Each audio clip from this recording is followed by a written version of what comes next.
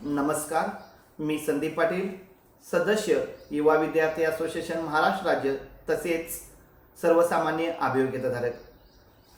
सद्यस्थितीत शिक्षक भरती 2025 ही अंतिम टप्प्यात आली असं म्हटलं तरी वावगं ठरणार नाही, कारण आपल्याला सर्वांनाच माहीत आहे 1 मेला आस्थापनांसाठी पोर्टल चालू झालेला आहे। हे पोर्टल 31 मे पर्यंत चालू राहील। पोर्टलला मुदतवाढ मिळावी यासाठी आपण सर्वजण प्रयत्न करणार आहोत, पण सद्यस्थितीत आपण 31 मेचाच विचार करूया। त्यानंतरनं आपल्यासारख्या सर्वसामान्य अभियोग्यताधारकांना पसंतीक्रम म्हणजेच प्रेफरन्स लॉ करण्याची संधी मिळणार आहे। पण त्या अगोदर काही गोष्टी आपल्याला समजणं आवश्यक आहे आणि त्यापैकी जागा किती येतील किंवा मेरिट किती लागेल हे 2 प्रश्न खूप महत्त्वपूर्ण आहेत आणि या 2 प्रश्नांवर बेसिक मी बोलणार आहे आणि त्यानंतरनं आपल्याला पवित्र पोर्टलवर जर 31 मेला टॅब बंद झाला तर काय त्रास होऊ शकतो किंवा आपलं किती नुकसान होऊ शकतं या सुद्धा गोष्टी बोलणं आवश्यक वाटलं, म्हणून आजचा हा व्हिडिओ मी केलेला आहे। तर बघा, जागांच्या बाबतीत वास्तविकता आपण सर्वजण बघत असाल, काही जिल्ह्यांमध्ये जागा आहेत, काही जिल्ह्यांमध्ये जागा नाहीत। जागांच्या बाबतीत वास्तविकता या विषयावर बोलत असताना मी स्वतः ग्राउंड लेवलवर पाठपुरावा करत आहे। युवा विद्यार्थी असोसिएशनची संपूर्ण टीम किंवा महाराष्ट्रातील सर्वसामान्य अभियोग्यताधारक ग्राउंड लेवलवर काम करत आहेत। या सर्वांशी दररोज माझा संपर्क होत आहे आणि या संपर्कातूनच मी आज जागांच्या विषयी तुमच्याशी बोलणार आहे।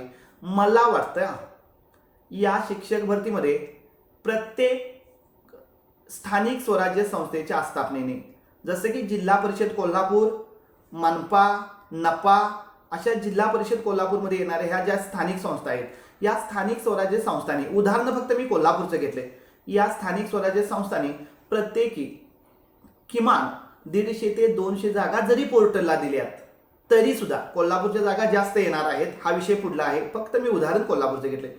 150 ते 200 जागा जर पोर्टलला दिल्यात तर नक्कीच शिक्षक भरती 2025-26 मध्ये स्थानिक स्वराज्य संस्थांच्या जागा 9,500 ते 10,500च्या दरम्यान फिक्स येतील।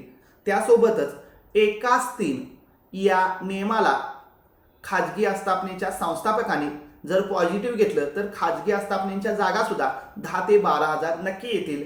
परिणामात शिक्षक भरती 2025 ही 20 ते 22,000 पदांची नक्की होईल आणि हा पहिलाच राऊंड असेल। सेकंड राऊंड लागेल, तो किती पदांचा लागेल, काय लागेल हे आपल्याला कुणालाही माहीत नाही, पण मला वाटतं माझ्या अभ्यासानुसार स्थानिक स्वराज्य संस्थांच्या जागा 9,500 ते 10,000 ते 10,500च्या दरम्यान नक्की येतील आणि खाजगी आस्थापनेना जर संस्थापकांनी पॉझिटिव्हली एकाच 3 हा विषय घेतला तर नक्की जागा या सुद्धा चांगल्या येतील। दुसरा विषय आहे मेरिट। मी कोणालाही टीका टिप्पणी करतोय असा विषय नाही, पण मला वाटतंय की सद्यस्थितीत 2022चा माझा एक अनुभव सांगतो। मला 114 मार्क होते। मी यूट्यूबला बरेचसे व्हिडिओ बघत होतो, पण 2025 सारखे यूट्यूब चॅनेल किंवा व्हॉट्सअप ग्रुप 2022ला नव्हते। तरी सुद्धा काही व्हिडिओ बघितल्यानंतर मला वाटलं की माझं होणारच नाही, पण अचानकपणे यादीला नाव आलं तेव्हा माझं झालं।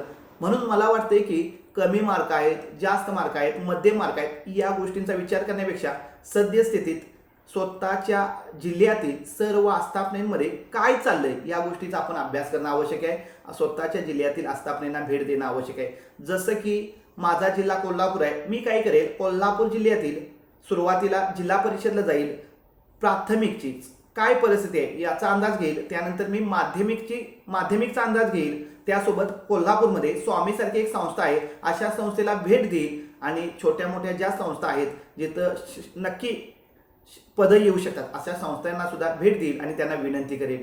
पण पवित्र पोर्टलला जागा जास्तीत जास्त याव्यात यासाठी मी प्रयत्न करेन। तुम्ही सुद्धा सर्वांनी राहिलेल्या 8 ते 9 दिवसात हे करणं आवश्यक आहे।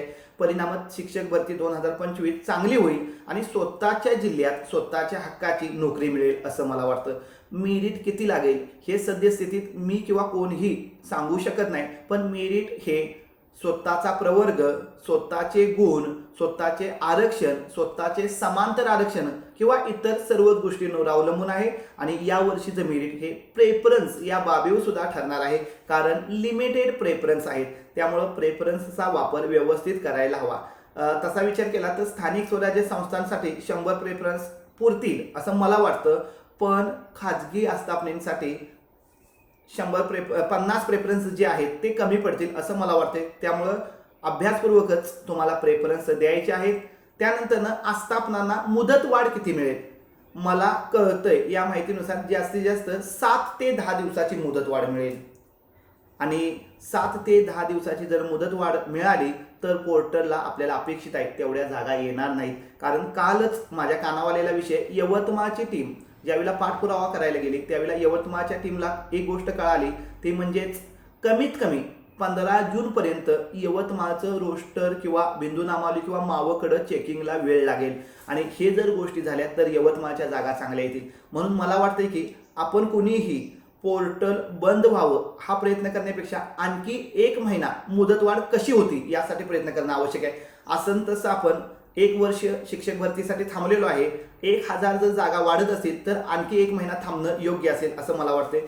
जास्तीत जास्त जागांची भरती व्हावी, आपल्यासारखे सर्वसामान्य अभियोग्यताधारक नोकरीला लागावेत, या दृष्टिकोनातून पोर्टलला मुदतवाढ मिळावी यासाठी आपण सर्वांनीच प्रयत्न करणं आवश्यक आहे. आम्ही युवा विद्यार्थी असोसिएशन टीम असो किंवा सर्वसामान्य अभियोग्यताधारक असो, आयुक्त कार्यालय असो किंवा मंत्रालय असो, या ठिकाणी सुरुवातीला निवेदनाद्वारे पाठपुरावा करणारच आहे. लवकरात लवकर ते निवेदन पोहोचवलं जाईल. त्यासोबतच मुदतवाढ मिळावी यासाठी गरज पडली तर आपण आंदोलनाला सुद्धा तयार राहणं आवश्यक आहे. म्हणून आजचा व्हिडिओ आहे.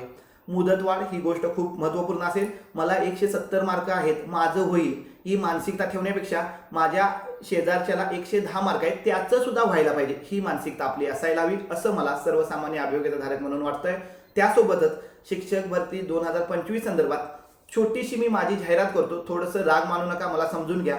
प्रेफरन्स संदर्भात इतर काही बॅचेस आल्या त्या पद्धतीनं आम्ही सुद्धा एक बॅच लॉन्च केलेली आहे. संकल्प टू सिलेक्शन 299 रुपये फी ठेवून ही बॅच ठेवलेली आहे. अतिशय कमी फी आहे. आणि दुसरी गोष्ट, बॅचमधील माहिती जर आवडत नसेल किंवा बॅचमधील आमचे बोलणे पटत नसेल तर तुम्ही नक्की हक्काने सांगा. भरलेली फी सुद्धा आम्ही तुम्हाला परत देऊ. पण अतिशय सुंदरपणे आम्ही गायडन्स करत आहे. जवळजवळ 100च्या दरम्यान मुलांनी आमची बॅच घेतलेली आहे. त्यांच्यापैकी कुणालाही तुम्ही कॉन्टॅक्ट करा, तुम्हाला ते सांगतील आमचं गायडन्स कसं चालू आहे. मी नक्की सांगतो, शिक्षक भरती 2025 साठी प्रेफरन्स संदर्भात योग्य आणि अचूक आणि प्रामाणिकपणे मार्गदर्शन आम्ही नक्की करेल. जिथं आम्हाला वाटतंय आम्हाला जमत नाही त्या ठिकाणी आम्ही योग्य आणि अनुभवी व्यक्तींचा नक्की सल्ला घेईल. पण तुम्हाला चुकीचं सांगण्यापेक्षा बरोबरच सांगेल. आजचा व्हिडिओ कसा वाटला हे कमेंटच्या माध्यमातून तुम्ही नक्की सांगा आणि आमच्या YouTube चॅनेलला सुद्धा सबस्क्राईब करा. धन्यवाद.